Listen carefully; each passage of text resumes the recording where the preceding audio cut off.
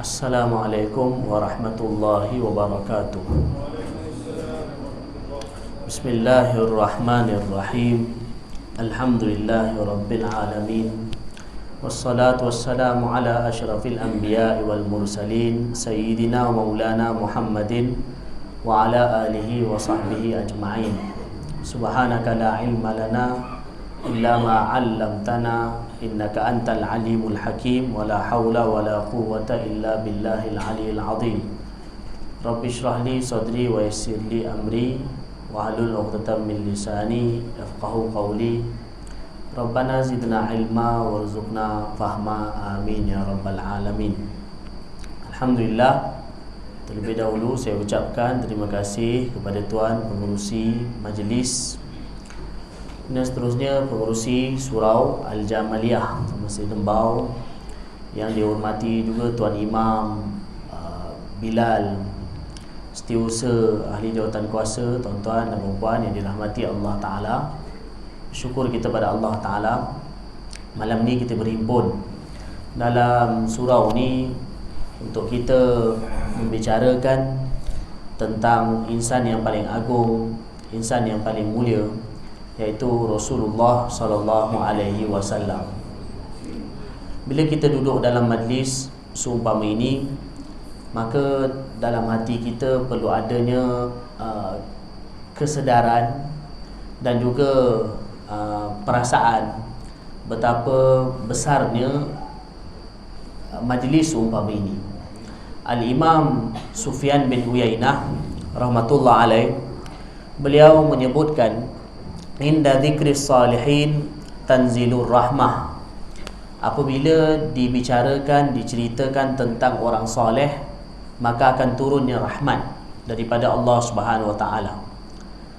Di dalam mana-mana majlis, apabila dalam majlis tersebut dibicarakan tentang orang soleh, maka itu asbab turunnya rahmat daripada Allah Ta'ala dalam majlis tersebut.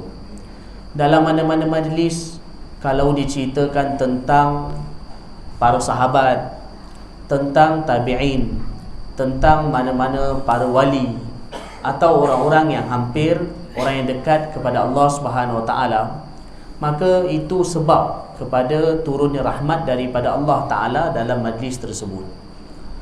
Kalaulah dalam satu majlis dibicarakan tentang mana-mana orang soleh, dibicarakan tentang mana-mana para wali, orang yang dekat kepada Allah Ta'ala, maka majlis tersebut turun rahmat daripada Allah Ta'ala.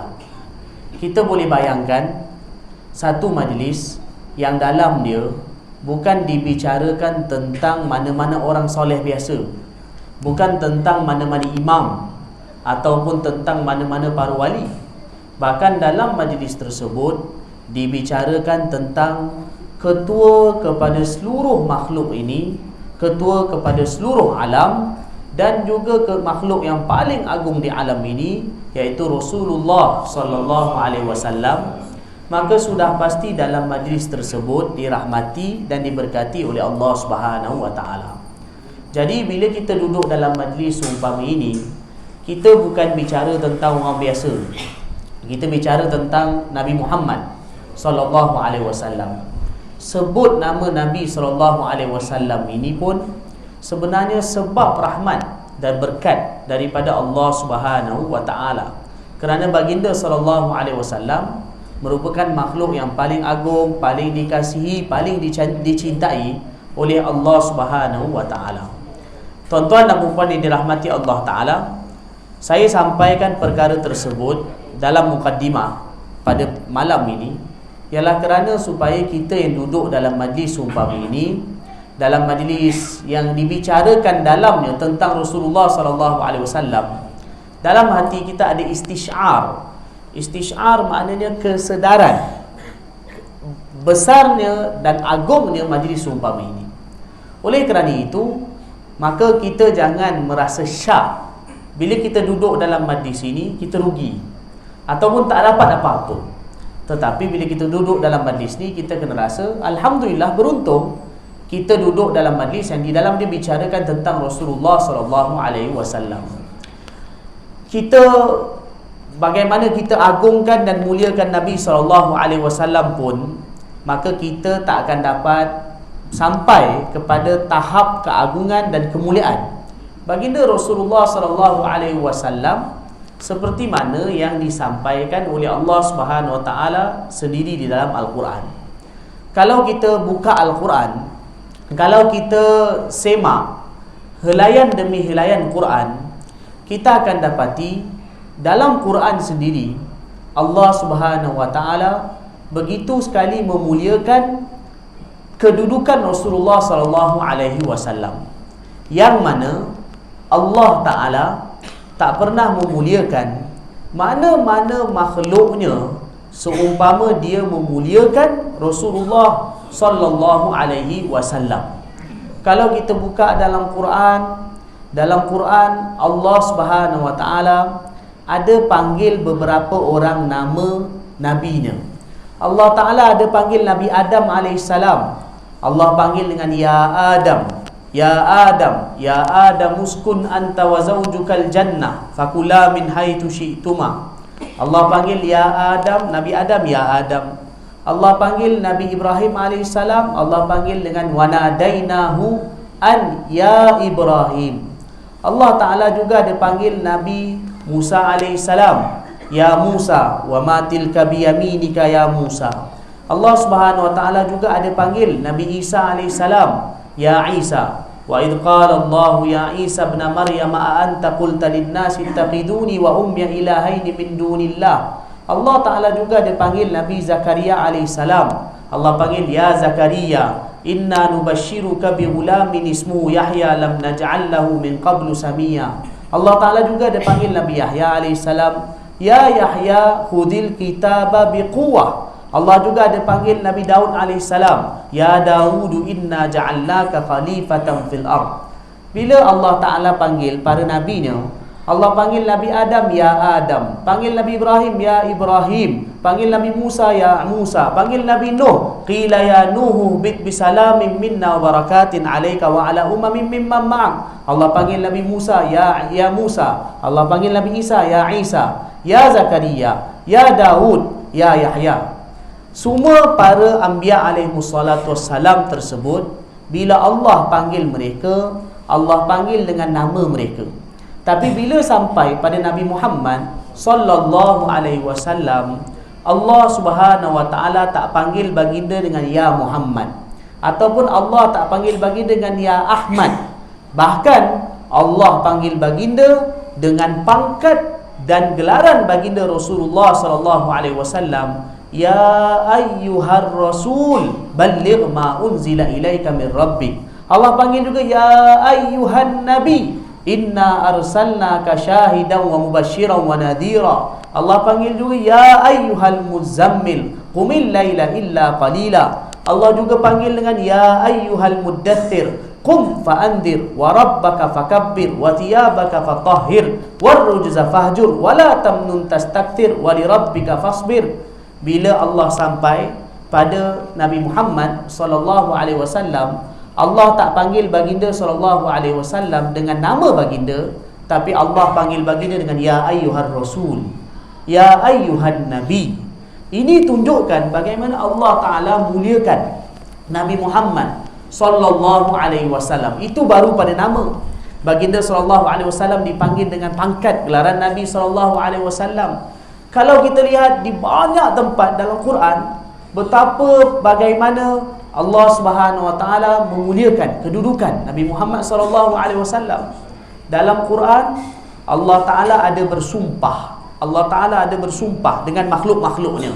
Allah ada bersumpah dengan matahari, wasyamsi wadhuhaha. Allah bersumpah dengan malam, wal qamari idza talaha. Allah bersumpah dengan siang, wan nahari idza jallaha. Allah bersumpah juga dengan malam, wal laili idza yaghshaha. Allah bersumpah dengan bulan, wal qamari idza talaha. Allah Ta'ala juga ada bersumpah dengan buah tin, wat tin, waz zaitun, buah zaitun. Allah bersumpah dengan bukit Tursina, wa turi sinin. Allah bersumpah dengan bumi Mekah, wa hadzal baladil amin. Allah Ta'ala juga ada bersumpah dengan hari kiamat. La uqsimu biyaumil qiyamah wa la uqsimu bin nafsil lawwamah. Allah bersumpah dengan jiwa manusia. Allah Ta'ala juga bersumpah dengan bumi Mekah. La uqsimu bihadzal balad wa anta hillum bihadzal balad. Di dalam Quran Allah ada bersumpah dengan makhluk-makhluknya yang saya bacakan tadi. Allah juga bersumpah dengan langit dan juga bintang yang terbit di langit. Was-sama'i wat-tariq. Wa ma adraka mat-tariq. Allah Ta'ala bersumpah dengan bintang buruj. Was-sama'i dzatil buruj. Wal yaumil mau'ud. Hari kiamat Allah Ta'ala bersumpah. Di dalam Quran Allah bersumpah dengan makhluk-makhluknya ialah kerana Allah Subhanahu Wa Ta'ala nak bagi tahu pentingnya perkara yang Allah nak sampaikan. Tapi dalam Quran ada satu sumpah Allah Ta'ala yang Allah bersumpah berkenaan dengan Nabi SAW yang membayangkan betapa tingginya kedudukan Nabi SAW. Allah bersumpah, la'amruk innahum lafi sakratihim ya'mahun. Demi seluruh kehidupanmu wahai Muhammad, sesungguhnya orang kafir berada dalam kesesatan, dalam kemabukan mereka. Dalam ayat ini Allah bersumpah. Allah bukan bersumpah dengan mana-mana makhluk lain, tapi Allah bersumpah dengan seluruh kehidupan Nabi Muhammad SAW. Dan Al-Imam Qadhi Iyad rahmatullah alaih, beliau mengatakan bahawa ini antara sumpah Allah yang menunjukkan betapa tinggi dan agungnya kedudukan Nabi SAW. Tapi ada lagi hebat. Dalam Quran Allah ada bersumpah lagi hebat. Tadi Allah bersumpah dengan seluruh kehidupan Nabi SAW. Allah juga ada bersumpah dalam Quran yang menunjukkan betapa tingginya kedudukan Nabi SAW. Allah bersumpah, fala wa rabbika la yu'minuna hatta yuhakkimuka fima shajara bainahum thumma la yajidu fi anfusihim harajan mimma qadaita wa yusallimu taslima. Allah bersumpah, demi Tuhanmu wahai Muhammad. Ini sumpah Allah yang paling agung, menunjukkan betapa tingginya kedudukan Nabi SAW. Allah beritahu fala, wa tu terjemah dia demi. Demi itu sumpah. Demi. Mu tu Nabi SAW. Dalam sumpah ini Allah datangkan Allah, Rabb, Allah. Kemudian digabungkan Allah dengan kau. Kau makna Nabi Muhammad SAW. Kemudian didatangkan sumpah, demi Tuhanmu wahai Muhammad. Iman mereka tak akan sempurna sehingga mereka jadikan kau pemutus pada masalah yang mereka berselisih faham tentangnya. Ini sumpah Allah Ta'ala dalam Quran betapa menunjukkan betapa tingginya dan mulianya kedudukan Nabi SAW.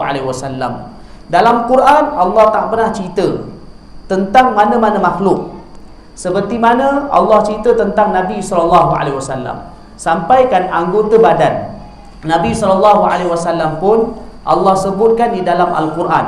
Allah sebutkan tentang lidah Nabi SAW. La tuharrik bihi lisanaka lita'jala bih. Allah cerita tentang lidah Nabi SAW. Allah cerita tentang mata Nabi SAW. Wala ta'du aynaka anhum turidu zinatal hayatid dunya. Mata Nabi SAW pun Allah Ta'ala sebut. Allah Ta'ala cerita tentang tangan Nabi SAW. Wala taj'al yadaka maghlulatan ila unuqika. Allah juga sebut leher Nabi SAW.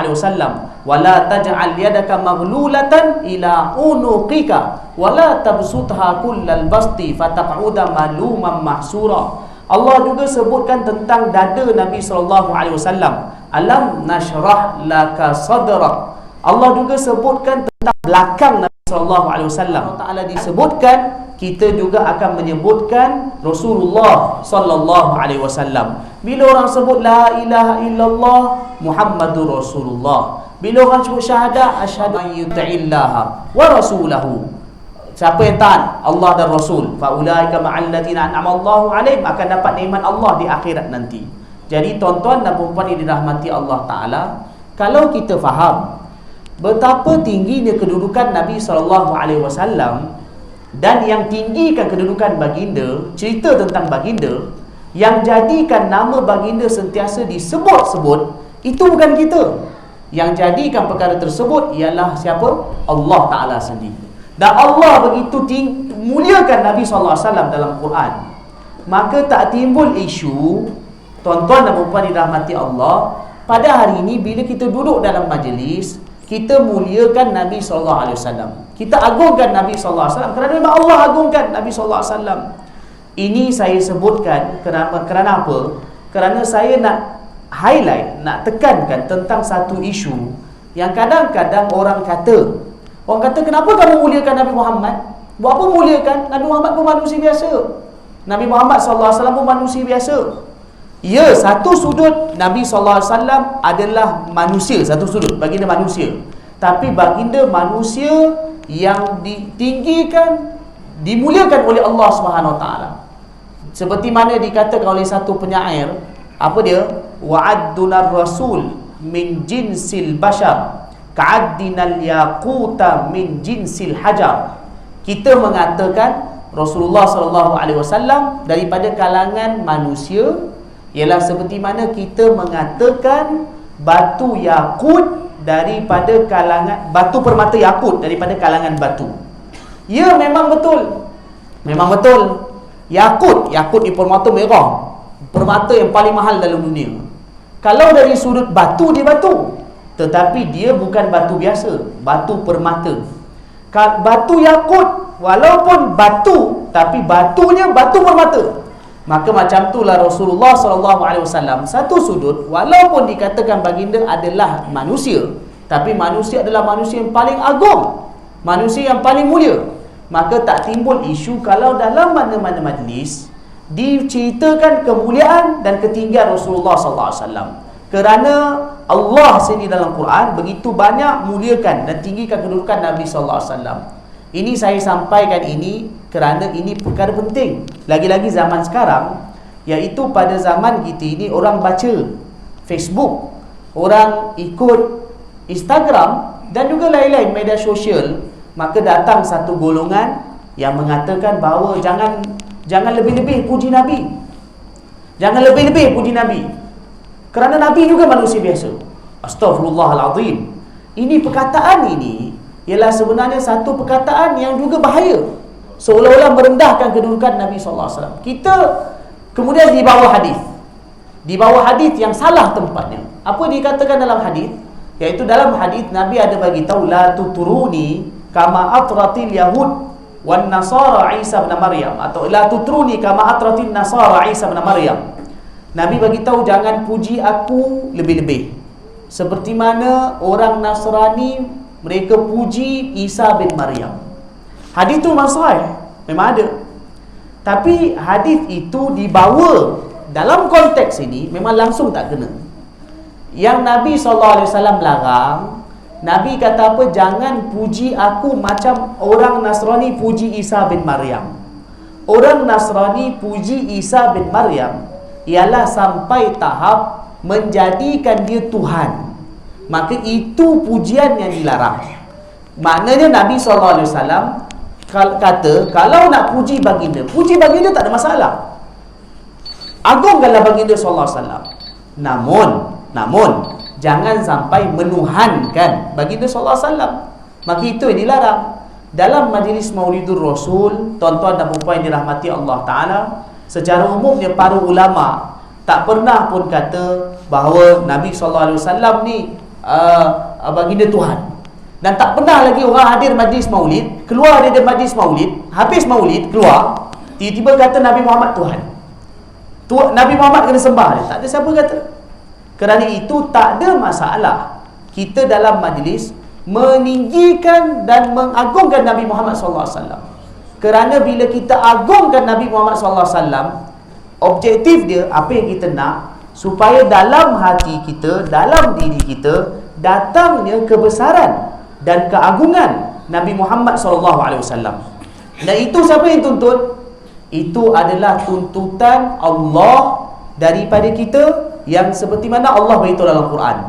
Allah beritahu dalam Quran, alladzina yattabi'una ar-rasulan nabiyyal ummiyal ladzi yajidunahu maktuban 'indahum fit tawrati wal injil ya'muruhum bil ma'ruf wa yanhahum 'anil munkar wa yuhillu lahum at-tayyibat wa yuharrimu 'alayhimul khaba'itha wa yad'u 'anhum israhum wal aghlal allati kanat 'alayhim falladzina amanu bihi wa 'azzaruhu wa nasaruhu wattaba'un nural ladzi unzila ma'ahu ulaika humul muflihun. Allah bagi tahu orang yang beriman kepada Nabi sallallahu alaihi wasallam. Allah sebut beberapa perkara. Allah bagi tahu orang yang beriman kepada Nabi sallallahu alaihi wasallam. Itu pertama. Wa azzaru, dan orang yang mengagungkan dan memuliakan baginda. Azzaru iaitu memberi makna ta'zim, ta'zim. Wa azzaru, orang yang beriman kepada baginda dan mengagungkan dan memuliakan baginda. Wa azzaru. Wa nasaru, dan orang yang bantu baginda. Yang keempat, wattaba'un nural ladzi unzila ma'ah, dan orang yang ikut petunjuk atau cahaya yang diturunkan kepada Nabi sallallahu alaihi wasallam. Allah beritahu siapa yang buat macam tu, ulaika humul muflihun, mereka itulah orang yang berjaya. Jadi siapa yang buat empat perkara tu, beriman, agungkan baginda, dan bantu baginda, dan juga ikut petunjuk, ikut sunnah baginda, ajaran baginda, Allah beritahu dia adalah orang yang berjaya. Mereka orang berjaya. Tuan-tuan dan puan yang dirahmati Allah Ta'ala, kita duduk dalam majlis sini, alhamdulillah semua yang hadir ini orang beriman. Alhamdulillah. Kalau tak beriman, mana nak datang? Hadir ni makna tanda beriman kepada Nabi SAW. Alhamdulillah kita dah beriman. Kita nak usahakan dalam hati kita adanya perasaan agung baginda sallallahu alaihi wasallam, mulia baginda sallallahu alaihi wasallam, supaya dalam hati kita ni adanya rasa cinta betul-betul kepada baginda sallallahu alaihi wasallam. Dan keagungan baginda sallallahu alaihi wasallam ini bukan kita je yang muliakan baginda sallallahu alaihi wasallam. Kita dah tinggalkan baginda sallallahu alaihi wasallam. Maknanya baginda dah tinggalkan kita lebih kurang 1400 tahun. Golongan yang mula-mula duduk dengan Rasulullah sallallahu alaihi wasallam siapa? Mereka adalah para sahabat radhiyallahu anhum ajma'in. Mereka golongan yang pertama yang paling beruntung dalam umat ini. Kerana apa? Mereka sempat duduk dengan baginda sallallahu alaihi wasallam, dapat tengok Rasulullah sallallahu alaihi wasallam. Subhanallah, ini nikmat yang paling agung Allah bagi, dapat tengok Rasulullah sallallahu alaihi wasallam. Ada orang juga Allah bagi kat dunia ini, dapat lihat baginda dalam mimpi, atau jumpa baginda sallallahu alaihi wasallam dalam mimpi. Itu nikmat agung. Tapi para sahabat radhiyallahu anhum, mereka duduk depan Nabi sallallahu alaihi wasallam, tengok wajah baginda sallallahu alaihi wasallam, dengar perkataan baginda sallallahu alaihi wasallam. Allahu akbar, ini nikmat agung. Maka kerana itu mereka jadi para sahabat. Sahabat di mana apa? Sahabat mana orang yang berdamping. Sahabat mana orang berdamping. Orang generasi pertama yang duduk dengan baginda sallallahu alaihi wasallam, berdamping dengan baginda, yang menurut ahlu sunnah wal jamaah secara ijma' pasti mereka lah golongan paling mulia dalam umat ni. Selepas daripada semua para nabi dan rasul, golongan yang paling mulia siapa? Rasul, sahabat radhiyallahu anhum. Para sahabat radhiyallahu anhum yang duduk dengan Nabi sallallahu alaihi wasallam, bergaul dengan baginda, mendengar perbicaraan baginda sallallahu alaihi wasallam. Kalau kita buka kitab sirah, kalau kita buka kitab hadis, kita akan dapati bagaimana para sahabat agungkan dan baginda sallallahu alaihi wasallam dan cinta kepada baginda sallallahu alaihi wasallam luar biasa, melebihi daripada kita semua. Kita ni kadang-kadang kalau kita kata kita agungkan baginda atau kita cinta baginda, kadang-kadang kalau kita fikir, hakikatnya mungkin dakwaan dia. Kadang-kadang kata saya cinta Rasulullah, ini semua orang boleh kata. Saya boleh kata, tuan-tuan boleh kata, kita semua boleh kata. Tapi adakah cinta Rasulullah, agungkan Rasulullah ini betul-betul bertapak dalam hati kita? Macam para sahabat radhiyallahu anhu. Kadang-kadang kita boleh muhasabah diri kita sendiri.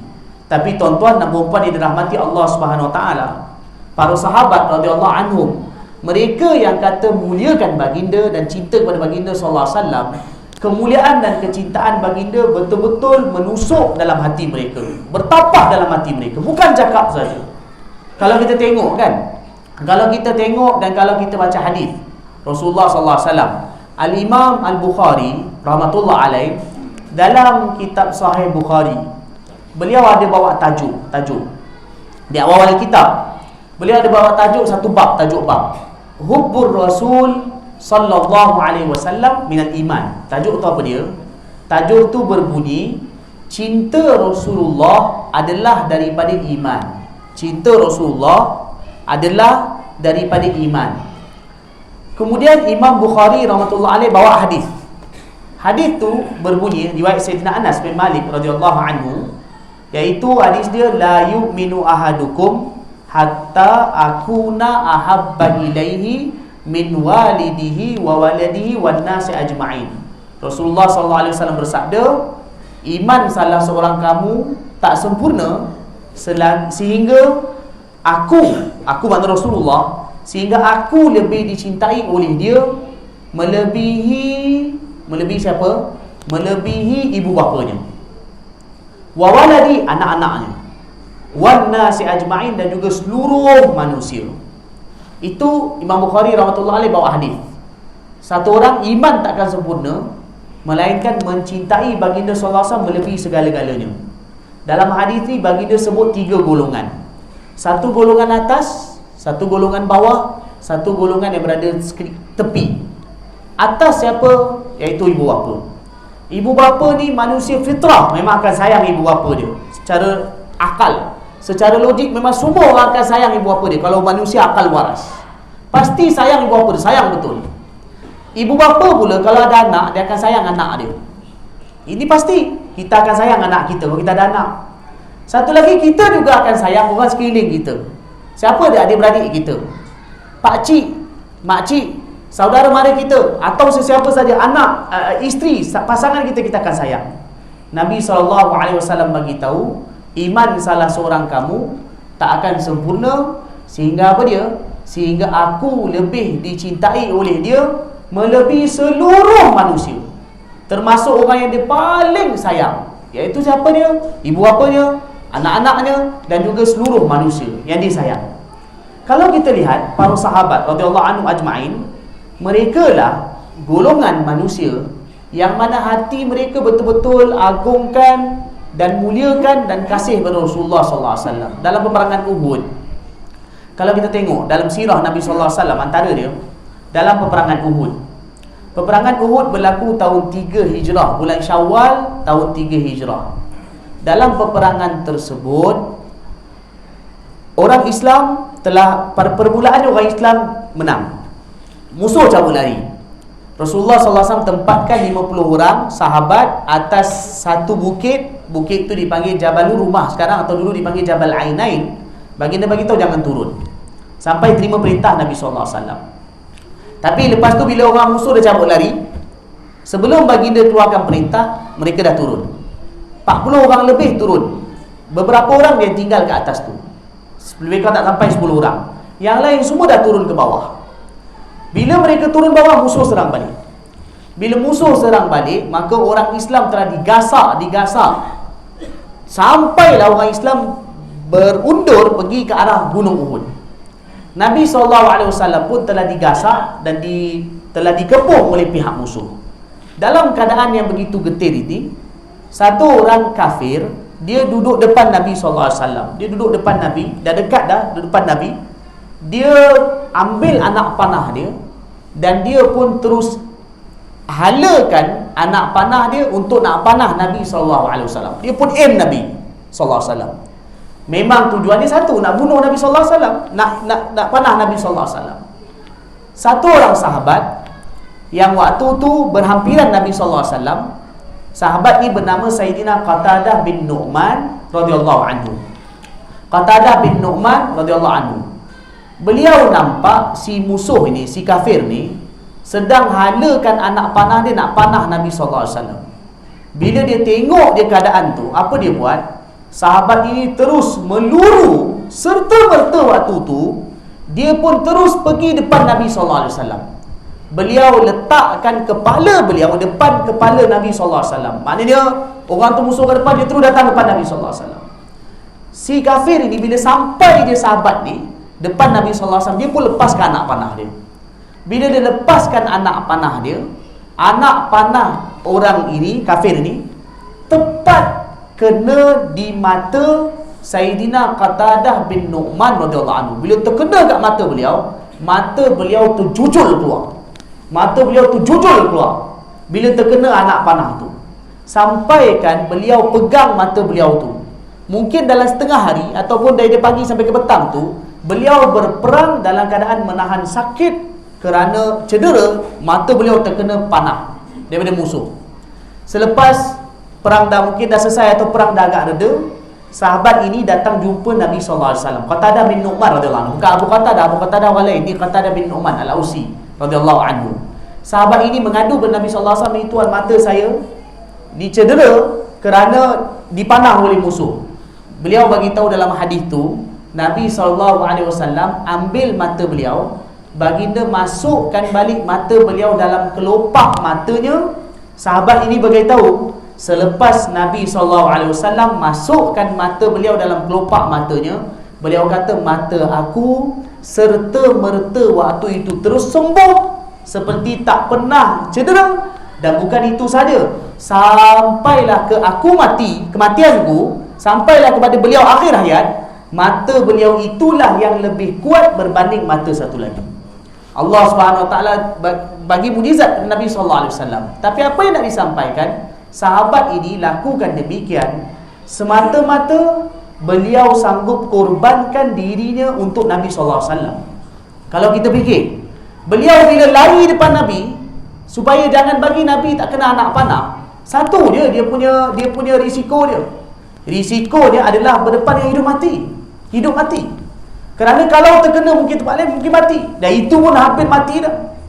Tapi sahabat radhiyallahu anhum, mereka sanggup buat apa saja untuk Nabi SAW, biar diri mereka terkorban, tapi jangan Nabi SAW juga cedera atau baginda menerima apa-apa musibah. Ini mungkin satu kisah, tapi sebenarnya banyak kisah yang lain. Tahun 4 Hijrah, Nabi Muhammad SAW telah hantar satu rombongan sahabat, 10 orang lebih kurang.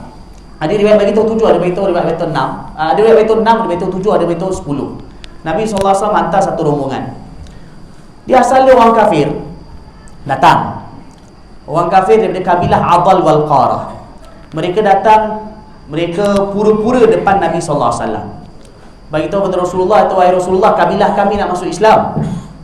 Maka boleh tak tuan hantar wakil tuan, beberapa orang delegasi lah, untuk datang kepada kabilah kami, ajar kepada kabilah kami Islam."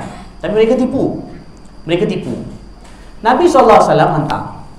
Nabi hantar 10 orang sahabat Nabi SAW. Nabi lantik ketua mereka, nama Sayyidina Asim bin Thabit radhiyallahu anhu, daripada Madinah. Mereka pun bergerak, 10 orang ni bergerak tinggalkan Madinah, pergi ke satu jalan nama Jalan Usfan. Kemudian mereka sampai ke lepas Usfan, sampai satu tempat nama Ar-Raji'. Sampai dekat situ, sampai tempat kabilah tu, kabilah yang datang jumpa Nabi ni. Kabilah tu panggil mereka punya orang, kepung orang Islam. Selepas dikepung, 100 orang datang. Ada riwayat kata 200 orang. Kepung semua sahabat ni, dan akhirnya mereka telah bunuh ke semua sahabat ni. Tapi ringkaskan cerita, tinggal 2 orang. Yang 8 mula-mula mereka bunuh 7. 3 orang sempat lari naik atas bukit. Tapi orang kafir ni kata, mereka pujuk, akhirnya sumpah. Mereka kata bahawa kami takkan bawa apa kepada kamu turun. Bila mereka turun, mereka pun tipu, ikat.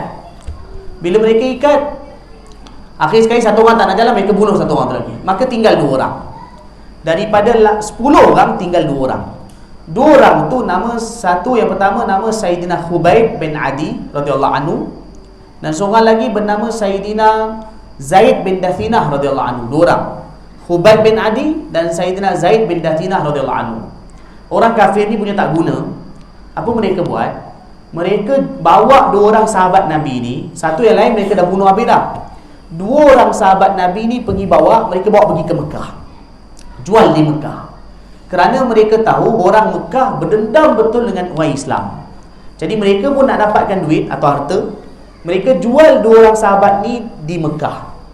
Orang Mekah beli 2 orang sahabat ni untuk tujuan satu je, nak bunuh. Bukan nak beli dari hamba, dibeli untuk nak bunuh.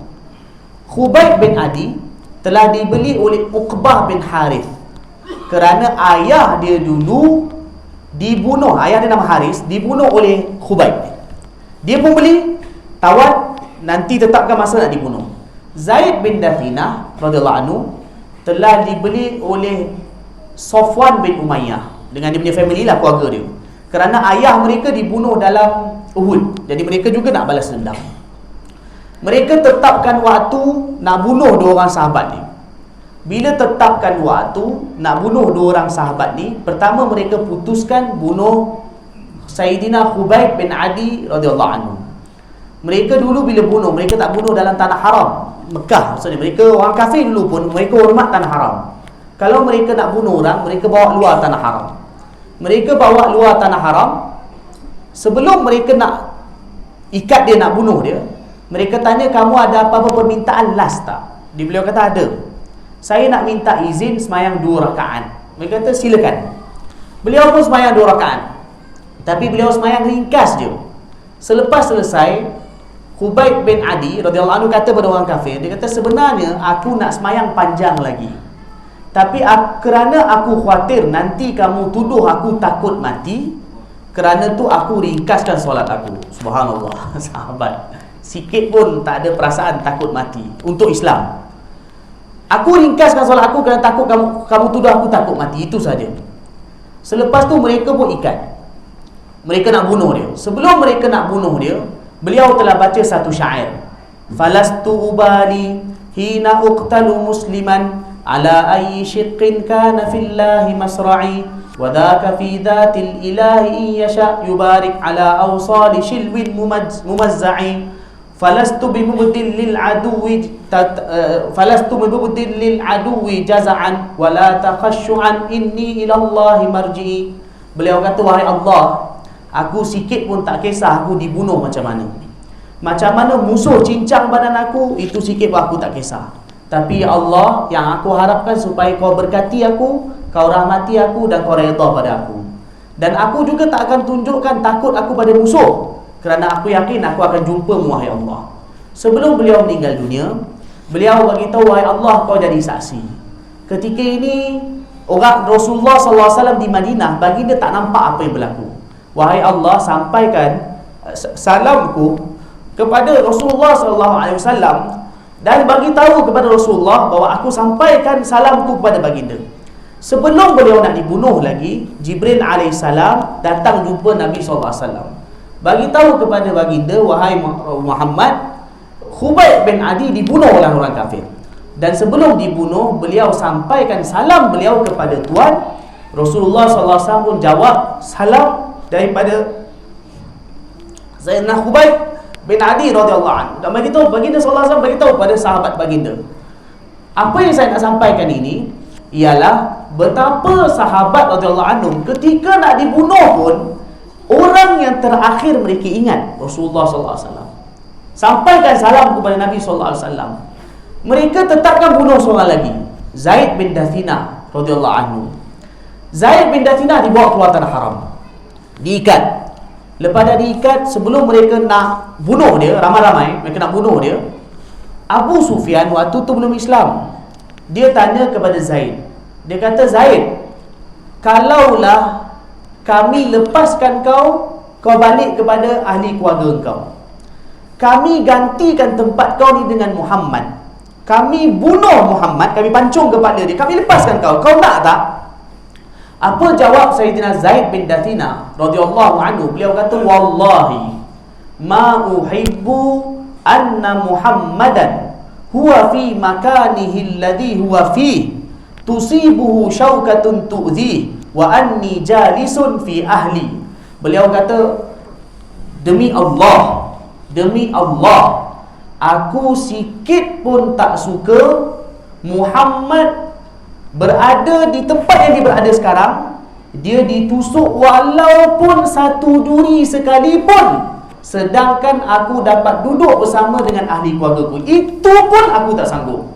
Bila dengar jawapan daripada Sayyidina Zaid bin Dathina radhiyallahu anhu, Abu Sufyan bila dengar jawapan tu, beliau pun terkejut. Beliau kata, wallahi ma ra'aitu minan nasi ahadan yuhibbu ahadan ka hubbi ashabi Muhammadin Muhammada. Abu Sufyan kata, demi Allah, aku tak pernah tengok mana-mana orang yang cinta kepada satu orang seperti mana cintanya sahabat Muhammad kepada Muhammad. Aku tak pernah tengok macam tu. Maknanya dalam keadaan diambang maut, nak dibunuh, memang pasti nak dibunuh, diambang maut, dan diberikan tawaran pun hanya sangkaan. Maksudnya bukan boleh buat pun. Nabi SAW di Madinah, tapi sahabat radhiyallahu anhum jawab apa dia? Baginda ditusuk duri sikit pun, itu pun aku tak sedia. Subhanallah, betapa cintanya sahabat Nabi SAW kepada Nabi SAW. Tahun 6 Hijrah berlaku perjanjian Hudaibiyah. Perjanjian Hudaibiyah ni berlaku kerana asalnya Nabi SAW nak pergi buat umrah. Kisah dia masyhur, ma'ruf. Nabi SAW bawa 1,400 orang kafir, Orang Islam Madinah 1,400 orang. Mula-mula Nabi mimpi. Nabi SAW mimpi bahawa baginda buat tawaf. Baginda pun bawa 1,400 orang sahabat untuk buat umrah di kota Mekah. Selepas dah bergerak daripada Madinah pergi ke Mekah, dekat sampai dah. Sampai kat Hudaibiyah jarak lebih kurang dalam 20 km, 22 km. Orang kafir tak bagi Nabi SAW masuk ke kota Mekah untuk buat umrah. Nabi hantar utusan Nabi jumpa mereka, pujuk, tapi mereka tak bagi. Orang kafir pun hantar. Dalam hantar-menghantar ni, mula-mula Nabi hantar utusan pertama, lepas tu hantar utusan kedua. Orang kafir hantar utusan pertama, lepas tu mereka hantar utusan yang kedua. Antara mereka hantar Budail bin Warqa, dan lepas tu mereka hantar satu orang nama Urwah bin Mas'ud Al-Thaqafi. Ni hantar orang kafir. Tujuan mereka hantar ni ialah supaya Urwah bin Mas'ud Al-Thaqafi pujuk Nabi SAW dan juga para sahabat balik ke Madinah. Ini tujuannya. Nak berunding supaya balik. Urwah bin Mas'ud Al-Thaqafi ni dia jadi wakil orang kafir. Dia pun datang. Bila dia datang, Nabi SAW suruh dia duduk depan Nabi SAW untuk berunding. Dalam macam orang datang kan, delegasi datang nak berunding. Jadi dia jadi wakil orang kafir, Urwah bin Mas'ud ni. Dan dia orang besar, orang mulia. Maksudnya orang semua kenal dia, tapi dia belum Islam, dia kafir lagi waktu tu. Dia pun datang jumpa Nabi SAW. Sampai dekat depan Nabi, Nabi pun suruh dia duduk. Baginda pun duduk, dia pun duduk. Di sekeliling Nabi SAW ada sahabat-sahabat baginda SAW. Kat sini ada Sayyidina Abu Bakar radhiyallahu anhu, sini ada sahabat-sahabat lain. Dan mereka duduk jaga Nabi SAW. Yalah, tapi mereka juga tak apa-apa kat Urwah, sebab dia ni jadi utusan. Mereka orang Islam menghormati utusan. Jadi bila tengah duduk berunding ni, Urwah ni sambil dia bercakap, dia pujuk Nabi SAW supaya balik. Sambil dia bercakap, tangan dia duk pergi ke janggut Nabi, dan dia nak lurut janggut Nabi SAW. Orang Arab memang antara adat mereka, bila nak pujuk orang untuk buat satu benda, nak pujuk orang, maka dia akan lurut janggut. Itu adat orang Arab. Kan orang Arab ni kadang dia nak pujuk orang, sabar, relax, ataupun nak minta ni ke, maka lurut janggut. Itu satu adat orang Arab. Sambil dia pujuk Nabi SAW, sambil tu tangan dia melurut janggut Nabi SAW. Mungkin kalau kita tahu dia dapat lurut, dia dapat. Dan itu kalau ikut adat biasa. Tapi bila dia nak pergi lagi pegang janggut Nabi SAW, tangan dia nak pegang janggut Nabi, satu orang sahabat yang berdiri kat sini, tengah berdiri, tak dapat tahan sabar. Tengok si Mamat ni atau orang ni pergi letak tangan dekat janggut Nabi SAW. Orang ni waktu tu tengah pegang pedang. Dia tengah pegang pedang. Bila tangan Urwah nak pergi je ke tangan ni, terus dia pop, dia ketuk tangan orang tu. Urwah terkejut. Tapi dia ni dia pun tak cakap lagi. Dia pun nak pegang lagi janggut Nabi SAW. Bila nak pegang lagi, pop, tangan dia diketuk. Dia pun tak jadi. Tangan dia tak jadi nak pegang janggut Nabi SAW. Selepas dah mungkin diketuk beberapa kali, Urwah pun dia marah. Di sini dia ada Abu Bakar radhiyallahu anhu. Dia kenal Abu Bakar. Abu Bakar kawan dia dan Urwah ni pun orang besar. Dia kenal Sayyidina Abu Bakar. Dia tahu Abu Bakar, ni siapa ni? Sebab kerana waktu tu dia tak kenal. Kerana pemuda yang duduk sini ni pakai topi besi. Waktu tu dia pakai topi besi, jadi muka orang tu tak nampak. Urwah tanya, Abu Bakar ni siapa ni?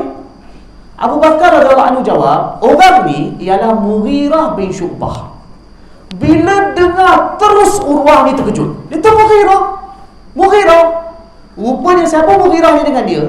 Mughirah ni adalah anak saudara dia. Dia pak saudara. Dia ini anak saudara dia. Dia Abu Hurairah, kau anak saudara aku. Berani kau ketuk tangan aku. Dulu kau ingat tak, sebelum kau Islam, kau pernah bunuh orang yang dulu tukang bayar diat. Kerana kau bunuh orang dulu, tukang tanggung diat kau. Aku juga tolong kau dulu. Tapi kau dilupakan dia aku. Jadi ini cinta para sahabat radhiyallahu anhum, dan betapa sahabat radhiyallahu anhum agungkan Nabi sallallahu alaihi wasallam.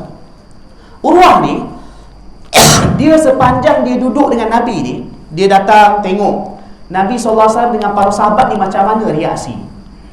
Urwah ni bila dia balik, dia bercerita, dia bersaksi apa yang dia tengok dengan mata dia yang berlaku antara para sahabat dengan Nabi sallallahu alaihi wasallam. Dia bagi tahu dan dia bersumpah dengan nama Allah. Dia kata apa? Demi Allah, aku tengok bahawa Muhammad bersama dengan sahabat dia.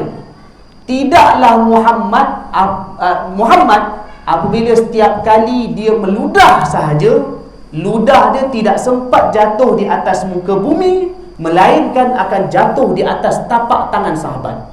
Sahabat itu akan sapu ludah tu di muka dan juga di tangan mereka. Itu beliau kata satu. Yang kedua, beliau kata bila Nabi Muhammad berwuduk, para sahabat akan berebut dan hampir bergaduh untuk dapatkan air wuduk Nabi sallallahu alaihi wasallam. Yang tak dapat ambil air wuduk tu, mereka akan sapukan tangan mereka ke tangan orang dapat, dia juga akan sapukan ke badan dia.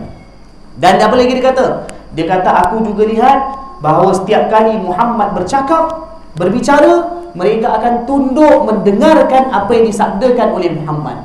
Dan apabila beliau memerintah, Nabi Muhammad SAW perintah, mereka akan berkejar untuk laksanakan perintahnya. Ini penyaksian daripada satu orang kafir. Apa yang dia tengok sendiri bagaimana reaksi para sahabat radhiyallahu anhum kepada Nabi Muhammad sallallahu alaihi wasallam. Adakah ini hulu? Adakah ini ekstrim? Kalau ada orang dakwa ini ekstrim, ini yang buat ni bukan saya dan tuan. Yang buat ini adalah golongan pertama umat ini yang paling terbaik, para sahabat radhiyallahu anhum. Tiba-tiba datang orang hari ini kata ini hulu, ekstrim. Siapa lagi faham agama, kamu atau mereka? Dan ini dibuat oleh para sahabat. Saya sampaikan ini adalah hadis, bukan saya reka kisah. Dan yang sampaikan ini pun bukan orang Islam. Waktu itu dia masih kafir. Dia masuk Islam tahun depan tu, tahun 7 dia masuk Islam, atau awal tahun 8. Tapi dia beritahu dengan dia lihat. Apa yang dia lihat sendiri, para sahabat radhiyallahu anhu begitu sekali ambil keberkatan Nabi sallallahu alaihi wasallam, sampaikan air wuduk baginda pun beliau bagi tahu. Beliau kata dengan lafaz kadu yaqtatiluna min wudu'i. Mereka hampir bergaduh, berperang untuk dapat air wuduk dia. Para sahabat radhiyallahu anhu begitu hati mereka muliakan Nabi sallallahu alaihi wasallam. Urwah bin Mas'ud selepas dia dah balik, dia dah jumpa Nabi sallallahu alaihi wasallam selesai. Lepas dah jumpa, dia pun balik jumpa orang kafir Quraisy. Dia kan wakil orang kafir Quraisy untuk pujuk Nabi sallallahu alaihi wasallam. Bila balik dia pun kata, jumpa dengan orang Quraisy dia pun kata, laqad wafattu 'alal muluk wa wafattu 'ala qaisara wa kisra wan najashi wallahi ma ra'aitu qattu malikan yu'azzimuhu ashabuhu ma yu'azzimu ashabu Muhammadin Muhammada. Apa dia kata bila dia balik kepada orang kafir Quraisy? Dia kata, wahai orang kafir Quraisy, aku ini dah pernah berjumpa dengan maharaja-maharaja besar dunia waktu ini. Aku dah pernah berjumpa dengan maharaja Kaisar Rom. Aku dah pernah jumpa dengan maharaja Kisra Parsi. Aku dah pernah jumpa dengan Raja Najashi Habsyah. Dan aku dah biasa jumpa dengan maharaja-maharaja besar pada waktu ini. Tapi dia kata apa dia? Lepas tu dia kata, demi Allah, aku tak pernah melihat mana-mana raja yang diagungkan oleh pengikut dia seperti mana para sahabat Nabi Muhammad SAW mengagungkan Nabi Muhammad SAW. Maknanya apa dia? Bahawa ini penyaksian daripada Urwah bin Mas'ud Al-Thaqafi radhiyallahu anhu, yang bagi tahu bahawa para sahabat radhiyallahu anhu ajma'in, mereka sendiri reaksi bersama Nabi sallallahu alaihi wasallam begitu sekali muliakan Nabi sallallahu alaihi wasallam.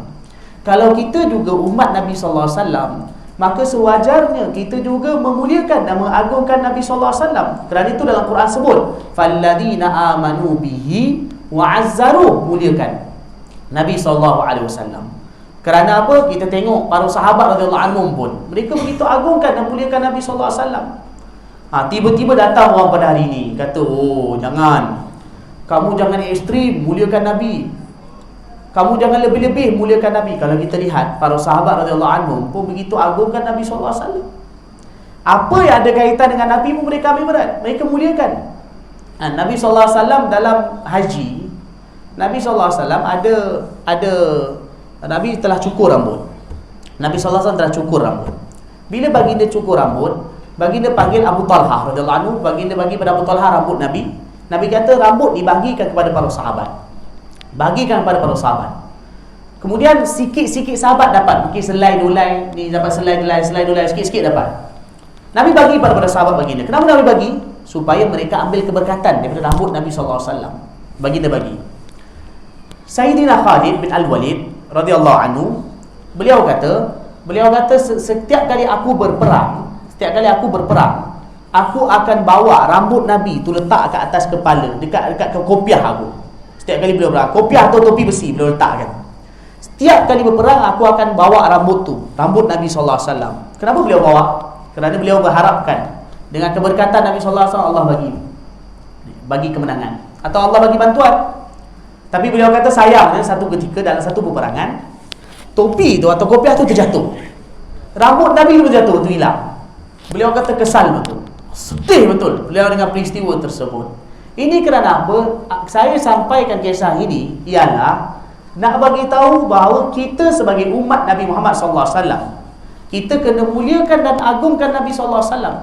Sebab itulah kalau kita lihat para sahabat radhiyallahu anhum sendiri, golongan pertama umat ini, mereka juga begitu mengagungkan dan memuliakan para sahabat Nabi Muhammad sallallahu alaihi wasallam. Bukan itu saja, kalau orang datang lepas mereka pun, macam contohnya Imam Malik rahmatullah alaih, beliau begitu agungkan. Nabi sallallahu alaihi wasallam dah tak ada. Kan baginda dah wafat. Imam Malik rahmatullah alaih lahir 93 Hijrah. Beliau meninggal dunia tahun 179 Hijrah. Imam Malik rahmatullah alaih.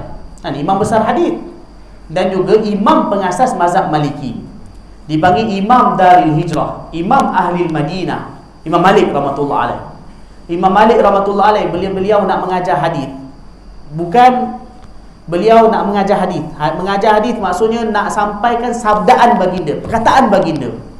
Beliau tak akan mengajar hadis tanpa ambil wudu. Itu sudah pasti, wudu ambil. Nak baca perkataan Nabi sallallahu alaihi wasallam ambil wudu, ada wudu.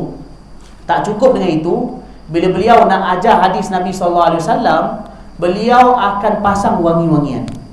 Itu yang biasa dipasang bukhur, wangi-wangian. Kerana nak muliakan hadis Nabi sallallahu alaihi wasallam. Dan beliau tak akan berhentikan bila baca hadis Nabi sallallahu alaihi wasallam. Kadang-kadang bila sampaikan nama Nabi sallallahu alaihi wasallam, beliau akan menggeltar atau muka beliau akan macam berubah bila sebut nama Nabi sallallahu alaihi wasallam. Itu yang diceritakan tentang Imam Malik rahmatullah alaih. Beliau begitu muliakan Nabi sallallahu alaihi wasallam. Beliau mengajar hadis dalam Masjid Nabawi. Allah muliakan beliau. Kan beliau mengajar hadis dan beliau sampaikan Muwatta Imam Malik itu dalam Masjid Nabawi, hadis Nabi sallallahu alaihi wasallam. Dan ada para ulama menyebutkan bila setiap kali beliau sampaikan hadis, bila sampaikan hadis kan daripada guru pada guru pada guru pada guru pada guru. Bila sampai kat Nabi sallallahu alaihi wasallam, kan daripada guru pada sahabat, daripada sahabat daripada Nabi sallallahu alaihi wasallam. Kan biasa macam tu kan. Bila sampai kat Nabi sallallahu alaihi wasallam, beliau akan berkata qala sahibu hadzal qabr. Beliau akan kata bahawa sampai dari sahabat dan sampai beliau kata berkata pemilik kubur ini Nabi Muhammad sallallahu alaihi wasallam. Beliau tunjuk kepada Nabi sallallahu alaihi wasallam. Beliau muliakan Nabi sallallahu alaihi wasallam. Dalam kitab-kitab ada disebutkan Imam Malik rahmatullah alaih sekali beliau mengajar hadis. Dalam satu majlis, anak murid beliau, ada lihat dalam hadis tu ramai anak murid beliau. Lihat wajah beliau tengah macam mengajar, tapi wajah beliau macam merah, menahan kesakitan, merah. Lepas tu beliau terus mengajar. Lepas tu merah balik. Lepas tu mengajar. Merah balik. Tetapi terus mengajar. Beliau tak berhenti, teruskan mengajar. Sampailah dah habis sampai waktu tu, beliau berhenti. Maka selepas habis majlis, anak murid datang tanya kepada beliau, "Tuan," kata, "tadi masa dalam majlis bacaan hadis, kami lihat satu perkara menakjub, yang pelik yang berlaku. Kami lihat muka tuan tadi macam menahan sakit, merah. Menahan sakit. Kenapa? Apa yang berlaku?" Dan beberapa kali berlaku. Beliau kata, "Ketika aku sedang baca hadis Nabi SAW tadi, datang satu kalajengking, mungkin kalajengking kecil, datang dan dia gigit aku. Bila dia gigit aku menahan kesakitan. Tapi oleh kerana aku hormat pada hadis Rasulullah SAW, aku tak sanggup berhentikan bacaan hadis, sehingga kan kalajengking itu terus sengat aku. Terus sengat dan sengat. Berapa kali? 16 kali. Dalam majlis itu beliau disengat 16 kali dan beliau terus menahan kesakitan, tapi beliau terus membaca hadis Rasulullah SAW kerana apa? Begitu muliakan Rasulullah SAW. Ini yang diwarisi dari imam daripada orang-orang yang sebelum mereka. Jadi tuan-tuan dan puan yang dirahmati oleh Allah Subhanahu Wa Taala, dalam majlis Maulidur Rasul ni yang kita adakan saban tahun, ada orang yang umur 70 kot dalam majlis ni. Mungkin saya umur 30 lebih. Yang depan saya ni kebanyakannya tahap umur mungkin lagi tua daripada ayah saya. Ayah saya pun dah tak ada, dah meninggal. Tapi nak cerita ni mungkin ada dah orang 40 tahun, 50 tahun, 60 tahun dah hadir majlis maulid.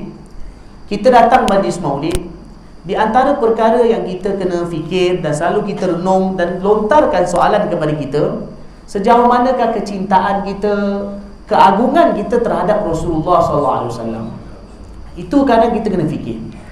Kita betul-betul cinta pada baginda ataupun tidak.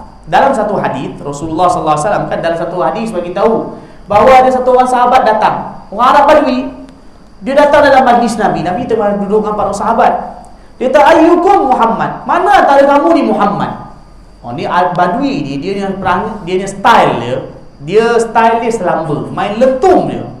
Kalau mungkin sahabat dia, saya nak mudah faham, sifat Badui ni dia selamba. Zaman Nabi kita baca Arab Badui ni Arab yang selamba, suku nomad. Sifat dia kasar tapi hati baik. Bila dia datang dalam majlis Nabi, "Ayyukum Muhammad?" Lebih kurang macam bahasa, "Oh, Muhammad mana? Oi." Macam itulah lebih kurang kalau bahasa kita. Macam selamba betul. Dalam majlis Nabi, Nabi duduk dengan para sahabat. Kalau para sahabat yang lain yang dah biasa dengan Nabi, mereka hormat Nabi. Tapi cuma Arab Badui ni dia selamba. Dia dengan Nabi ni selamba. Bukan dengan Nabi dia siapa pun selamba. Jadi bila dia datang itu, dia kata, "Muhammad mana?" Nabi SAW beritahu, Ya, saya Muhammad." Nabi sikit pun tak marah. Nabi kata, "Ya, saya Muhammad." Tanya apa kau nak tanya? Sebab Nabi tahu dia mesti ada nak tanya benda. Kan Arab Badui ni memang tentu. Dia kata, apa kamu nak tanya? Silakan, apa kamu nak tanya? Dalam hadis tu kata Ha'um ni, tanya apa kamu nak tanya? Arab Badui ni berkata, Ar-rajulu yuhibbul qawma walamma yalhaq bih. Dia kata, aku nak tanya pada tuan, ada orang yang dia cinta kepada satu golongan atau orang, tapi dia tak dapat nak buat amal macam mereka buat amal. Maka macam mana orang ni? Rasulullah memberitahu, "Al-mar'u ma'aman ahabba yaumal qiyamah." Subhanallah. Nabi bagi tahu satu orang itu akan bersama dengan orang yang dicintainya pada hari kiamat nanti. Satu orang akan bersama dengan orang yang dicintainya pada hari kiamat nanti. Sayyidina Anas bin Malik radhiyallahu anhu, beliau kata, kami ni makna para sahabat, kami tak pernah bergembira dengan mana-mana ayat Quran atau hadis. Kami tak pernah bergembira dengan mana-mana ayat Quran atau hadis seperti mana kami begitu gembira dengan sabdaan baginda sallallahu alaihi wasallam itu, iaitu satu orang akan bersama dengan orang dicintai pada hari kiamat. Kamu gembira betul. Kami gembira betul dengan ucapan baginda itu. Kenapa? Beliau kata, Anas Malik kata, aku tak dapat nak jadi macam Nabi. Aku tak dapat nak jadi macam Abu Bakar. Aku tak dapat nak jadi macam Umar. Itu aku jauh daripada mereka. Tapi aku bersaksi bahawa aku benar-benar cinta kepada Rasulullah SAW. Aku benar-benar cinta kepada Abu Bakar. Aku benar-benar cinta kepada Umar. Aku berharap dengan kecintaanku ini, aku bersama dengan mereka di akhir kiamat nanti. Tuan-tuan dan puan yang dirahmati Allah Ta'ala, Tapi bila kita baca hadis ni, kita juga perlu lontarkan soalan kepada diri kita. Saya ni sebenarnya siapa yang saya betul-betul cinta? Na'udzubillah, tuan-tuan dan puan dirahmati Allah, kalau kita cinta ada orang lain yang lebih daripada Nabi SAW, dan lagi menakutkan kalau orang yang kita cintai itu adalah orang yang bukan Islam, dan orang itu orang kafir. Ini lebih menakutkan. Mulut kita mungkin boleh dakwa saya cinta Rasulullah, itu dakwaan mulut. Tapi hidup kita membuktikan sebenarnya siapa yang kita cinta.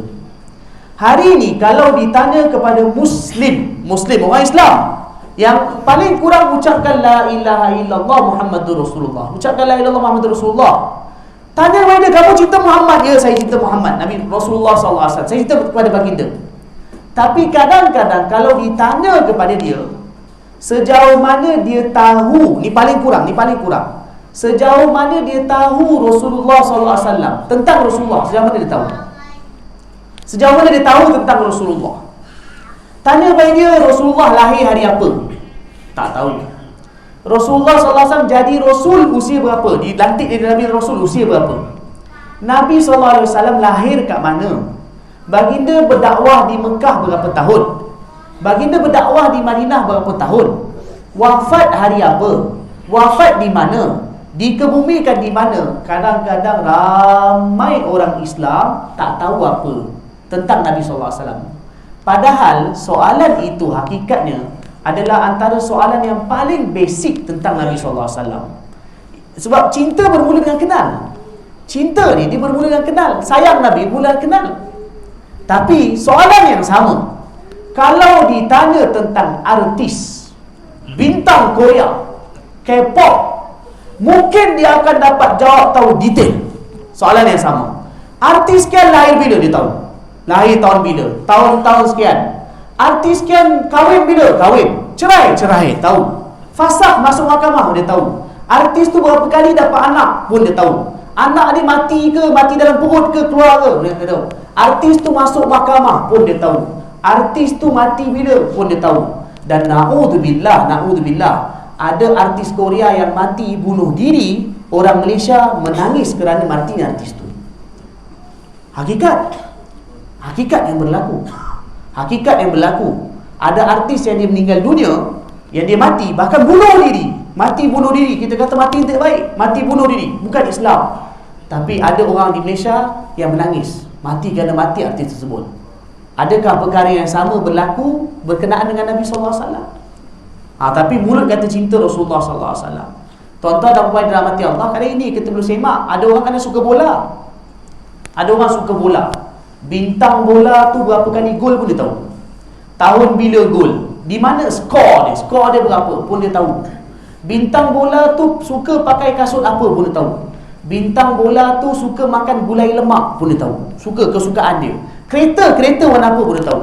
Tapi kalau soalan dia sama, tanya kepada dia tentang Rasulullah SAW, apa pun dia tak tahu. Sikit pun dia tahu. Jadi bagaimana satu orang dakwa, saya cintakan Rasulullah SAW. Ini soalan ini yang saya sampaikan ini, kita setiap orang, kita muhasabah diri kita. Kadang-kadang kita kata kita cinta Nabi SAW, tapi kadang-kadang adakah kita benar-benar cinta kepada baginda SAW? Banyak mana kita tahu ambil berat tentang Rasulullah SAW. Jadi tuan-tuan dan puan yang dirahmati Allah Subhanahu Wa Taala, hakikatnya dalam majlis Maulidur Rasul yang diadakan saban tahun ni ialah bagaimana kita, pertama kita nak tingkatkan iman kita kepada baginda sallallahu alaihi wasallam. Iman dalam ayat tadi tu. Yang kedua ta'zim. Ta'zim ni makna agungkan baginda. Dalam ta'zim juga ada dia cinta. Yalah, ta'zim, cinta ini semua berkait rapat. Cinta kepada baginda sallallahu alaihi wasallam, agungkan baginda sallallahu alaihi wasallam. Yang ketiga juga kita nak usahakan bantu Nabi sallallahu alaihi wasallam. Nasaru, bantu Nabi sallallahu alaihi wasallam. Kita sebagai umat Nabi sallallahu alaihi wasallam, banyak mana kita dah bantu Rasulullah sallallahu alaihi wasallam. Bantu Rasulullah ni apa dia? Bantu agama. Yalah, Rasulullah bawa agama, maka apa yang kita dah bantu Rasulullah sallallahu alaihi wasallam? Kita kena berusaha sebarkan tentang Rasulullah sallallahu alaihi wasallam. Iaitu apa dia? Sebenarnya jalan yang paling baik membantu agama Rasulullah sallallahu alaihi wasallam adalah berdakwah tentang Islam. atau bertentang apa-apa yang berkaitan Rasulullah sallallahu alaihi wasallam, maka itu atau menyebarkan dan juga mengajar tentang Rasulullah sallallahu alaihi wasallam, inilah mana agama bantu Rasulullah sallallahu alaihi wasallam. Ada orang kadang-kadang ustaz mengajar Quran, kan? Maka itu juga sebenarnya bantu Rasulullah sallallahu alaihi wasallam. Islam bermula dengan Quran. Ada orang kadang dia mengajarkan kepada anak dia solat, bantu Rasulullah sallallahu alaihi wasallam. Muazzin, ada muazzin dia lakukan adzan, oh datang pada solat, hayya 'alas salah. Itu pun antara amalan bantu Rasulullah sallallahu alaihi wasallam. Ada orang yang mungkin dia buat madrasah, pusat pengajaran agama, maka itu membantu Rasulullah sallallahu alaihi wasallam. Tapi setiap daripada kita cuba tanya diri kita, hari ini sebanyak mana kita dah cuba bantu agama yang Rasulullah bawa? Banyak mana kita dah bantu syariat dan juga sunnah Rasulullah sallallahu alaihi wasallam? Dan antara yang begitu besar juga bagaimana kita bantu Rasulullah dalam keluarga kita. Dalam keluarga kita. Sebagai contoh, kadang-kadang kita mungkin solat, tapi adakah anak isteri kita solat? Ni paling kurang. Kalau mungkin jiran tetangga dia jauh lagi, tapi paling kurang keluarga kita. Hari ini sebagai contoh, kita kata cinta Rasulullah sallallahu alaihi wasallam, tapi kadang-kadang kita pun tak pernah ambil berat anak saya ni pandai solat ke tak, baca Quran ke tak. Dan bagaimana dengan isteri kita? Kaum keluarga perempuan. Kaum keluarga perempuan kita cinta Rasulullah, maka kita juga perlu didik kaum perempuan kita, keluarga perempuan kita tutup aurat. Bukan main dia kata cinta Rasulullah, saya sayang Rasulullah, tapi bila pergi majlis kahwin, berbeza pakaian daripada majlis maulid. Time majlis maulid bertudung mana, pergi kahwin hilang tudung. Pergi kahwin baju ketat, kain pun ketat, nampak tu badan. Tapi bila sampai kat majlis maulid, oh saya sayang Rasulullah, Rasulullah saya sayang. Hakikatnya Allah Maha tahu, tapi orang yang sayang Rasulullah, maka dia juga akan ambil berat tentang pakaian Rasulullah ajar untuk wanita. Bagaimana pakaiannya, bagaimana tutup auratnya, maka dia juga diambil berat. Dan bagaimana solat, dan bagaimana dengan ilmu agama. Ini juga perlu disentuh. Antara perkara yang besar, tuan-tuan dan puan dirahmati Allah, dalam majlis maulid tak dinafikan. Bila time maulid ada, maka orang yang hadir majlis penuh, kan? Kalau mungkin dia dengar potong kambing 3 ekor lagi ramai datang. Kalau potong kambing 3 ekor, ada kambing malam ni? Tanya je, bukan minta, kan? Janganlah, bukan order, hanya tanya saja. Ada ke tuan? Ada, alhamdulillah. Tak ada pun alhamdulillah. Mihun pun okey, alhamdulillah. Khair, tak ada masalah. Cuma kalau maulid, datang. Baik, bagus tak? Alhamdulillah, baik. Alhamdulillah, itu juga tanda kecintaan Rasulullah datang. Kalau tidak takkan datang, itu pun bukan perkara kecil. Tapi tuan-tuan, di masjid dan surau tuan-tuan dan puan, tiap-tiap hari secara umum, sepanjang yang saya tahu, bukan saja surau ni atau masjid-masjid berdekatan, ada ustaz-ustaz datang mengajar. Ustaz datang mengajar tentang sirah Nabi, tentang fiqah, tentang akidah, tentang tasawuf, tentang Quran. Ini semua adalah warisan Rasulullah sallallahu alaihi wasallam. Bagaimana kita nak tahu tentang Rasulullah tanpa kita duduk dalam majlis agama, majlis ilmu? Maka kerana itu, seperti mana kita boleh hadir ramai-ramai majlis maulid, maka kita juga hadirlah ramai-ramai, penuhkanlah majlis-majlis agama ilmu yang ada di masjid kita, di masjid kita. Kerana ini juga ialah warisan Rasulullah sallallahu alaihi wasallam. Perlu kita ambil berat tentang perkara tersebut. Tuan-tuan dan puan yang dirahmati Allah, yang nombor 4, ikut Nabi. Tadi 4 kan dalam ayat tu. Sebenarnya ayat ni boleh dipecah, tapi cuma yang ini Quran ialah bahkan bersifat boleh masuk. Pertama, kedua, agak muliakan baginda. Dalam hati ada keagungan baginda sallallahu alaihi wasallam. Bantu baginda. Maka dia termasuklah orang berdakwah. Bahkan ulama tulis kitab. Dari zaman dulu kadang ulama tulis kitab, orang belajar kitab, maka itu masuk bantu kepada Nabi. Sebab Nabi ikut Nabi sallallahu alaihi wasallam. Ni ikut baginda ni antara perkara yang begitu besar. Ikut baginda sallallahu alaihi wasallam. Tuan-tuan dan puan dirahmati Allah, ikut baginda takkan dapat berhasil tanpa kembali pada tadi juga ilmu, ataupun duduk dengan para ulama dan juga belajar ilmu. Itu penting. Kalau kita kata kita nak ikut Rasulullah sallallahu alaihi wasallam, macam mana kita nak ikut? Kalau kita tak tahu Rasulullah masuk masjid baca doa apa, baginda masuk keluar masjid baca doa apa, baginda makan baca doa apa sebagai contohnya, habis makan baginda baca doa apa, setiap sudut hidup Rasulullah ada tunjukkan cara. Maka orang yang cinta kepada baginda, dia juga akan usaha untuk ikut Nabi SAW. Dan ikut baginda ini perlukan juga kepada ilmu.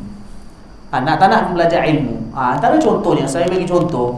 Macam contoh ni, Imam Nawawi rahmatullah alaih karang kitab nama kitab Riyadhus Shalihin. Kitab Riyadhus Shalihin ini sebenarnya kalau untuk ulama, ustaz, dia mungkin banyak kitab lagi dulu baca. Tapi sebagai contoh untuk orang awam, antara contoh, Imam Nawawi rahmatullah alaih karang kitab Riyadhus Shalihin, kitab hadis. Dalam kitab tu dia dah awal kitab 1000 lebih hadis sampailah akhir kitab. Beliau muatkan, boleh kata 24 jam kehidupan Nabi buat apa, berkaitan dengan solat, sampaikan ziarah orang sakit, jenazah, kemudian berkaitan dengan amalan hati, semua beliau datang dalam kitab tu. Imam Nawawi juga ada karang satu lagi kitab nama Al-Adhkar. Al-Adhkar ini kitab tentang zikir-zikir. Apa yang Nabi baca, waktu ni Nabi baca apa, waktu ni Nabi baca apa, Nabi baca dan apa Nabi amalkan, salam macam mana sebagainya. Semua itu ialah hadis Nabi yang Nabi SAW tunjukkan, ialah dalam dua kitab tu. Kalaulah sebagai contoh, paling kurang kita membaca dan menghayati dua kitab tu, belajar kitab tersebut, Masya Allah, dan berapa banyak hadis Rasulullah kita dapat tahu dan kita dapat amalkan. Mungkin kalau nak tambah lagi kitab Syama'il Muhammadiyah Imam Tirmidzi kan, tapi secara umum ia juga didapati dari kitab lain. Tapi Syama'il Muhammadiyah kita tahu Imam Tirmidzi rahmatullah alaih. Para ulama sebutkan sunnah Rasulullah sallallahu alaihi wasallam yang kita kena ikut. Dia ada dua jenis sunnah. Satu dipanggil sunnah ibadat, satu sunnah adat. Sunnah ibadat ni tentang macam mana solat Rasulullah, macam mana berkaitan dengan ibadat Rasulullah sallallahu alaihi wasallam, solat Nabi, puasa dan lain-lain berkaitan dengan haji Rasulullah. Ini sunnah ibadat, maka ini juga perlu kita pelajari. Satu lagi sunnah adat. Sunnah adat ni macam contohnya Rasulullah punya pakaian, Rasulullah punya kopiah, serban baginda punya kain, macam mana Rasulullah punya sapu tangan dan sebagainya. Ini juga dipanggil sunnah adat Rasulullah. Macam mana Rasulullah SAW punya cara jalan dan lain-lain. Sunnah adat. Rasulullah suka makan apa? Para ulama kata kita begitu ditekankan untuk ikut sunnah Rasulullah. Yang paling utama tu sunnah ibadat. Sunnah ibadat kena belajar. Ni nak tak nak kena, tuan-tuan dan puan yang dirahmati Allah, nak tak nak kena ikatkan diri juga dengan menghadiri majlis ilmu. Dia perlu pada perkara ini. Kan saya bagi tahu ni kerana kadang-kadang ada orang dia salah faham. Dia kata kita kena ikut Rasulullah. Dan dia kata kita perlu ajak orang berikut Rasulullah. Ya. Berdakwah ajak orang ikut Rasulullah tu benar. Tapi bila nak ikut Rasulullah, maka nak tak nak perlu kepada belajar ilmu. Tapi bila kita dah ikut Rasulullah juga, kena ajak orang. Kita belajar ajak orang atau ajak sampai kepada orang tentang sunnah Rasulullah SAW. Maknanya dua tu lazim melazimi. Maknanya belajar sampaikan, amalkan sampaikan. Benda tu lazim melazimi. Satu lagi sunnah adat.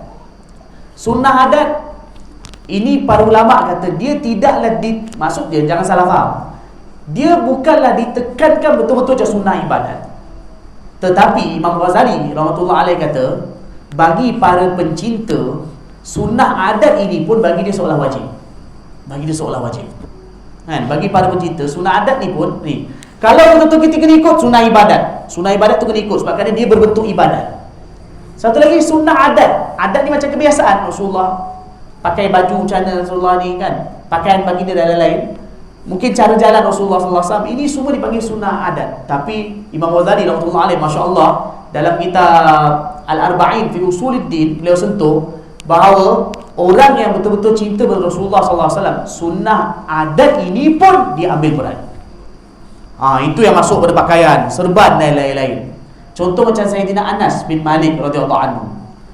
Beliau sekali itu beliau makan dengan Nabi SAW. Sayyidina Anas bin Malik radhiyallahu anhu, beliau makan dengan Nabi SAW. Makan dengan Nabi dalam talam. Beliau kata saya makan dengan Nabi satu kali itu dalam talam. Anas bin Malik radhiyallahu anhu sahabat muda. Beliau ketika Nabi datang Madinah dia umur 10 tahun. Ketika Nabi wafat dia baru umur 20 tahun. 10 tahun beza umur. Beliau kata ketika saya makan dengan Rasulullah sallallahu alaihi wasallam, lauk yang dihidangkan tu kuah macam lauk. Kuah tu ada dalam dia kuah labu. Beliau kata bila aku tengah makan, aku tengok tangan Nabi mencari-cari, beliau kata ya tatabbah hawalail qas'ah, tangan Nabi duk cari-cari labu, Nabi ambil Nabi makan. Nabi ambil labu, Nabi makan. Jadi apa yang aku faham, Rasulullah sallallahu alaihi wasallam suka makan labu. Rasulullah sallallahu alaihi wasallam suka makan labu. Beliau kata sejak hari itu sampailah beliau punya akhir hayat, beliau kata sejak daripada hari itu aku pun suka Allah Ta'ala. Maka hadirnya kita dalam majlis maulid untuk kita nak usahakan perkara ini. Tetapi para ulama selalu sebutkan ini sebenarnya antara, kalau kita baca dalam banyak ucapan para ulama, antara ini Imam Ghazali rahmatullah alaih dalam Ihya Ulumuddin, di antara perkara yang mendorong cinta kepada Rasulullah sallallahu alaihi wasallam adalah bila mulut kita selalu menyeru dan menceritakan tentang Rasulullah sallallahu alaihi wasallam.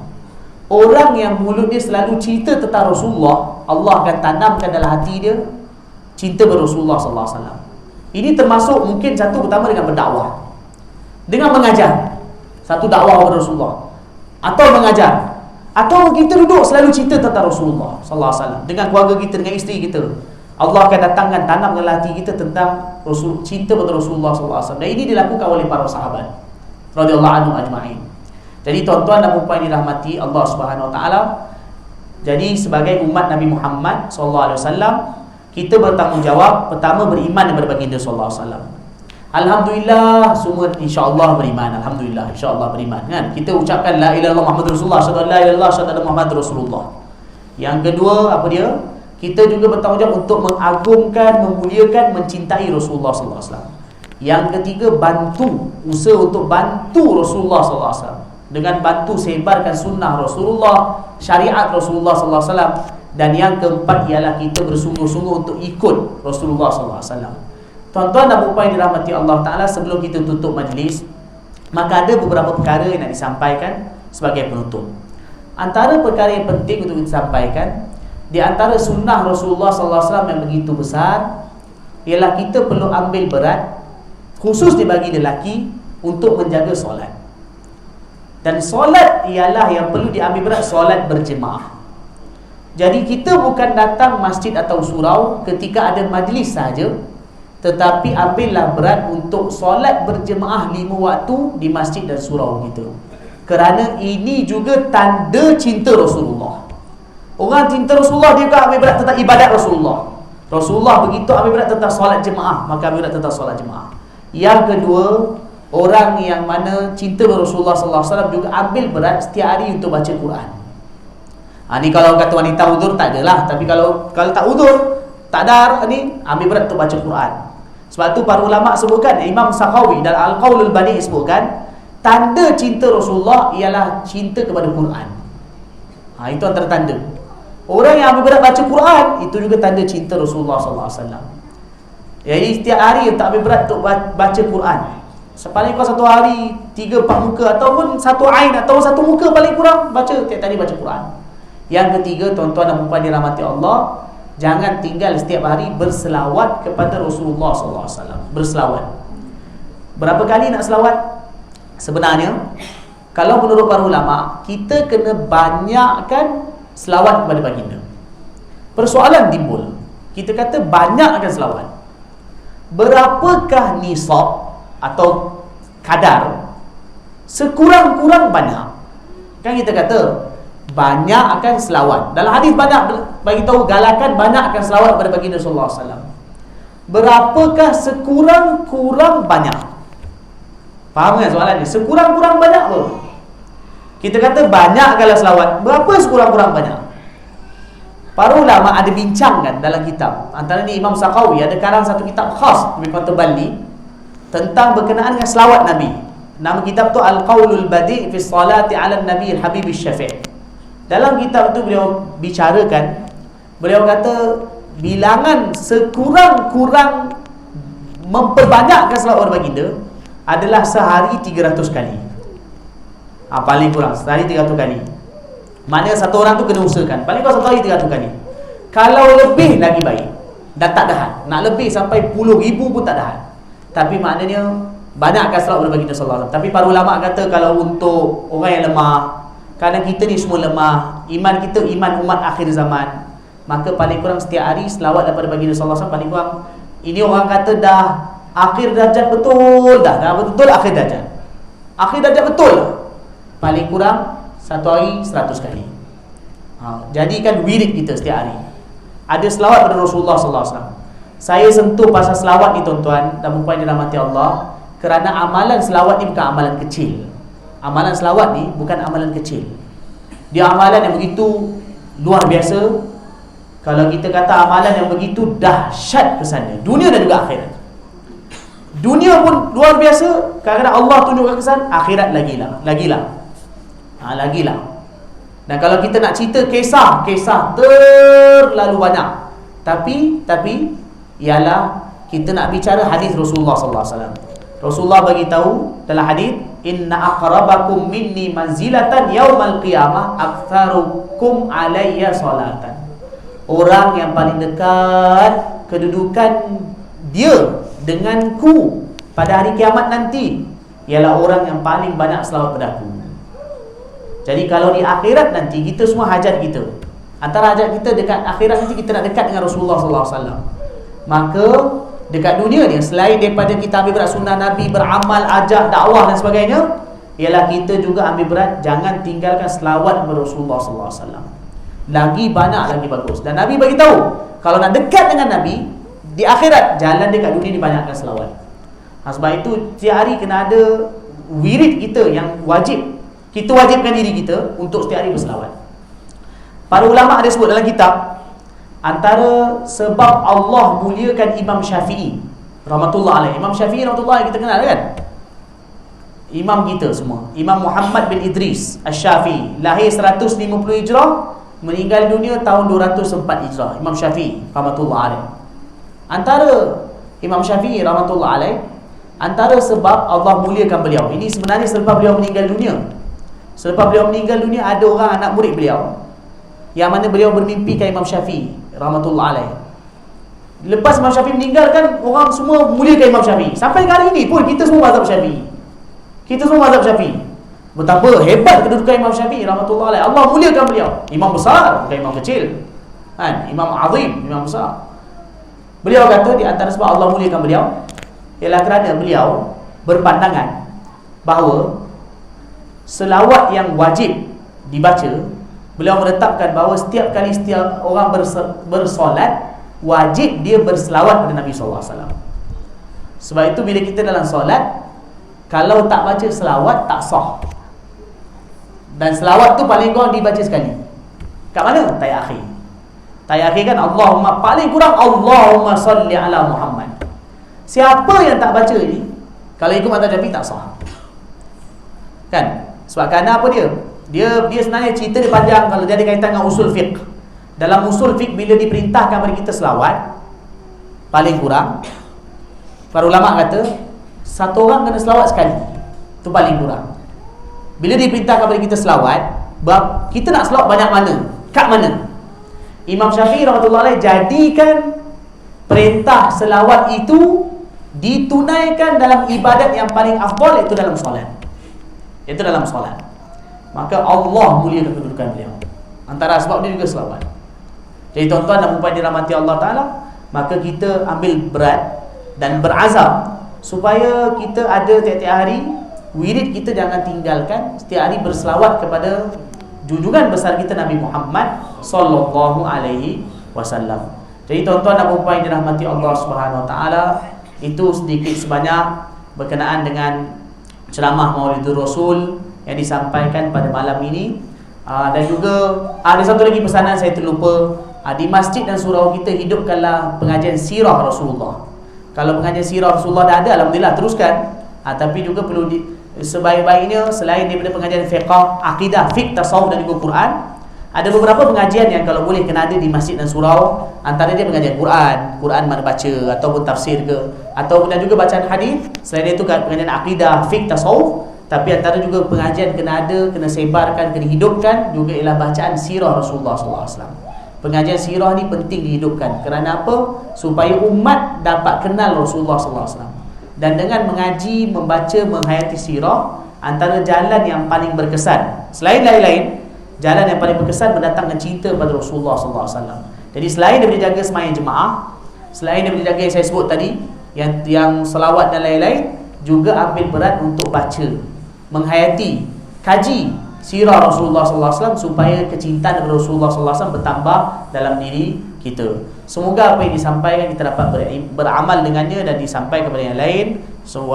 Semoga insya-Allah tuan-tuan yang dirahmati Allah Subhanahu wa taala, Allah Subhanahu wa taala rahmati, berkati majlis kita pada malam ini. Allah jadikan majlis kita pada malam ini asbab pengampunan daripadanya. Semoga Allah Subhanahu wa taala kabulkan, tunaikan hajat kita dengan berkat kedudukan Nabi Muhammad sallallahu alaihi wasallam. Dan semoga Allah Subhanahu wa taala juga Allah taala rahmati, berkati setiap orang yang hadir dalam majlis ini kerana kecintaan kita kepada Rasulullah sallallahu alaihi wasallam. Dan kita berdoa kepada Allah di akhirat nanti Allah Subhanahu wa taala masukkan kita dalam syurga dan dapat duduk bersama Nabi Muhammad sallallahu alaihi wasallam. Kita dapat minum air Telaga Kauthar daripada tangan Nabi Muhammad sallallahu alaihi wasallam. Dan juga semoga dengan keberkatan majlis ini, majlis yang menceritakan Rasulullah sallallahu alaihi wasallam, Allah kabulkan hajat kita dunia dan akhirat. Allah taala bantu kita. Allah juga satukan umat Islam. Allah hilangkan kedukaan dan juga musibah kita. Dan sesiapa yang ada masalah, Allah taala lepaskan dia daripada masalah, daripada musibahnya. Dan juga kita berdoa kepada Allah Subhanahu wa taala supaya Allah Subhanahu wa taala membantu kita dan seluruh umat Islam di seluruh dunia. Allah lepaskan kita daripada semua musibah dunia dan akhirat dengan keberkatan Rasulullah sallallahu alaihi wasallam. Wa sallallahu ala sayyidina Muhammad wa ala alihi wa sahbihi wa baraka wasallam. Walhamdulillahi rabbil alamin.